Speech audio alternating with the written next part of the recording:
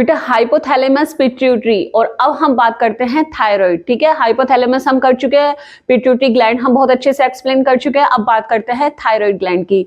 ठीक है, thyroid gland जो होती है बेटा हमारी जितनी भी एंडोक्राइन ग्लैंड्स हैं, एंडोक्राइन ग्लैंड्स जो डक्टलेस थी, जिनका सिक्रेशन था हार्मोन्स, और ये हार्मोन्स डायरेक्टली रिलीज होता था इनटू द ब्लड। ठीक है, तो ये जो जितनी भी आपकी बॉडी के अंदर एंडोक्राइन ग्लैंड्स होती हैं, थायराइड ग्लैंड उनमें से लार्जेस्ट ग्लैंड में ही काउंट होती है।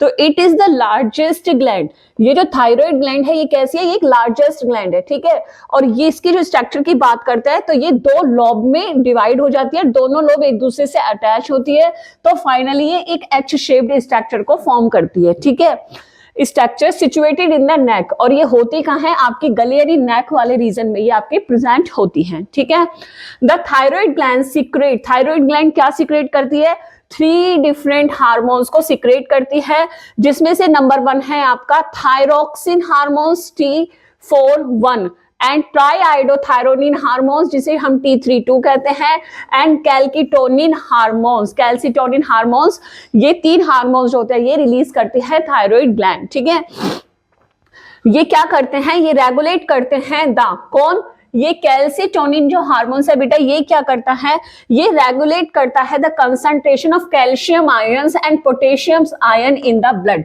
हमारे ब्लड में जो कैल्शियम एंड पोटेशियम आयंस हैं इनको बैलेंस करने का जो काम होता है वो थायराइड ग्लैंड से निकले हुए कैल्सिटोनिन हार्मोन्स का ही होता है। अब बात करते हैं बेटा हम कैल्सिटोनिन के बाद थायरोक्सिनिन और ट्राईआइडोथायरोनिन हार्मोन्स के बारे में।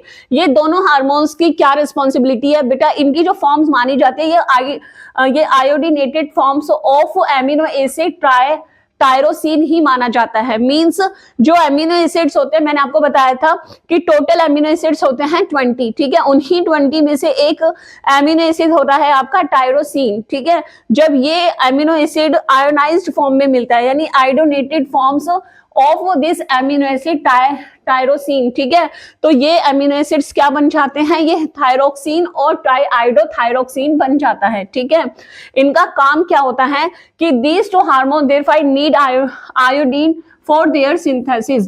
क्यों, क्योंकि ये जो एमिनो एसिड है ये जब आयोडीनेट हो जाता है तो ये हार्मोन्स को फॉर्म करता है, और यही फॉर्म्स के लिए इसी काम के लिए इसको जरूरत होती है किसकी, आयोडीन की। ठीक है, अब बात करते हैं इनके फंक्शंस की। तो ये जो हार्मोन्स होते हैं ये इस तरह से फंक्शन सिखाते हैं। पहला कि ये हार्मोन्स आपके बॉडी के अंदर बेसिक मेटाबॉलिक रिएक्शंस को कंट्रोल करते हैं, जैसे कि कार्बोहाइड्रेट्स है, फैट है, प्रोटीन है, इनका कितना ऑक्सीडेशन होना है, कब रुकना है, तो ये जो पूरा बैलेंसिंग है ये काम करते हैं। ठीक है, सेकेंड कि ये आपके बॉडी के जो टिश्यूज होते हैं उनकी ग्रोथ और डेवलपमेंट के लिए रिस्पॉन्सिबल होते हैं। आपकी मेंटल हेल्थ या मेंटल डेवलपमेंट के लिए यही हार्मोन्स रिस्पॉन्सिबल होते हैं।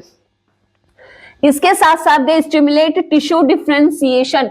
टिश्यू डिफरेंशिएशन यानी जब सेल्स डिवाइड होती हैं तो वो अलग अलग तरीके के टिश्यूज को फॉर्म करती हैं। ठीक है, क्यों, क्योंकि उनमें डिफरेंशिएशन आ जाता है। ठीक है, तो जैसे कि आप फ्रॉग के अंदर देख सकते हैं, जो फ्रॉग होते हैं उनमें क्या होती है, मेटामॉर्फोसिस होती है। ठीक है, तो ये किसकी वजह से होती है, ये भी आपके थायराइड के रिलीजिंग हार्मोन्स की ही वजह से होती है। और आप देख सकते हैं कि also control the working of kidney. Kidney को प्रॉपर तरीके से वर्किंग स्टेट में बनाए रखने के लिए भी यही हार्मोन्स जो होते हैं वो रिस्पॉन्सिबल होते हैं। Thyroxine hormones and triiodothyronine hormones, ये दोनों हार्मोन्स ही इसके लिए रिस्पॉन्सिबल होते हैं। बच्चों अब बात करते हैं थायराइड ग्लैंड के सिक्रेशन में होने वाले डिसऑर्डर्स क्या है, कि अगर सिक्रेशन डिस्टर्ब हो जाता है तो वो डिसऑर्डर्स को कॉज करता है। कौन कौन से डिसऑर्डर्स हमारे बॉडी में हो सकते हैं, चलो देखते हैं। पहला है बेटा ग्रेव्स डिसीज। ये क्या है, ये एक्सोथैलेमिक गोइटर होता है। ठीक है, ये क्या है, ये हाइपर सिक्रेशन से होता है। जब थायराइड ग्लैंड से जो होने वाला सिक्रेशन है वो बहुत ज्यादा हो जाता है, उस कंडीशंस में आपको ये प्रॉब्लम होती है। The thyroid hormones due to the enlargement of thyroid gland. जब थायराइड ग्लैंड बहुत ज्यादा बढ़ जाती है तो उससे सिक्रेशन भी बढ़ जाता है, और जिसकी वजह से सिक्रेशन की क्वांटिटी बहुत ज्यादा होने से ये प्रॉब्लम होती है। और इस कंडीशंस में होता क्या है कि जो ऑक्सीडेशन है, लाइक जैसे oxidation of carbohydrates, fats, protein, lipids, बहुत ज्यादा फास्ट होने लग जाता है, ठीक है। और इसमें जो फूड आप इनटेक करते हैं वो तुरंत कंज्यूम्शन कर ली जाती है, उसमें स्टोरेज के लिए कुछ भी नहीं बचता, और इस कंडीशंस में जो बॉडी होती है वो बहुत ज्यादा स्लिम हो जाती है, ठीक है। तो क्विक कंज्यूम्शन ऑफ फूड इसमें होता है, living nothing for the storage के लिए कुछ नहीं बचता, एंड एक्सेसिव यहाँ पे क्या हो जाती है, नेस, यानी बहुत ज्यादा स्लिम यहाँ पे जो बॉडी है वो हो जाती है। दूसरा अगर हम बात करें क्रिटिनिज्म, ये क्या है, ये हाइपोसिक्रेशन है, यानी जब इसमें डिफिशियंसी ऑफ वो सिक्रेशन हो जाती है, ठीक है, अंडर सिक्रेशन होता है of thyroid hormones in fat, और ये ज्यादातर बच्चों में ही देखने को मिलता है।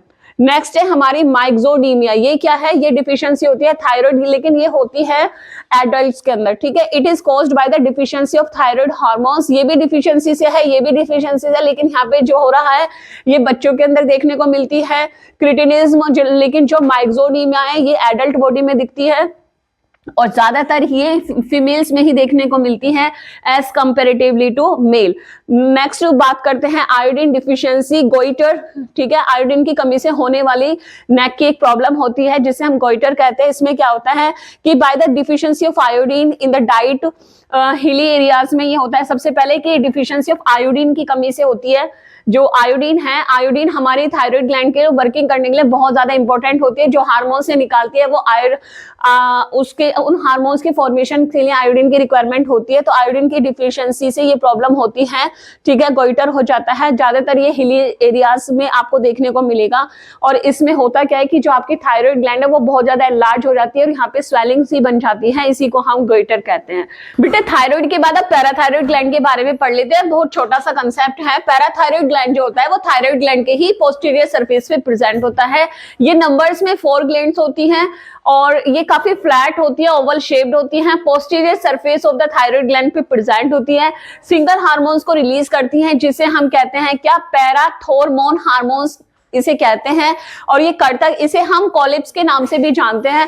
जब भी हमारे ब्लड के अंदर जो कैल्शियम का जो रेशो होता है, जो परसेंटेज होती है, अगर उसका लेवल नॉर्मल लेवल से नीचे जाता है तब पैराथायराइड ग्लैंड इस हार्मोन्स को रिलीज करती है, और जब ये हार्मोन्स रिलीज होता है तो ये हमारे ब्लड में कैल्शियम और पोटेशियम आयंस को बैलेंस करने का काम करती है। तो ये होती है पैराथायराइड, जिसका रोल जो होता है वो बहुत ही इंपॉर्टेंट होता है, ठीक है।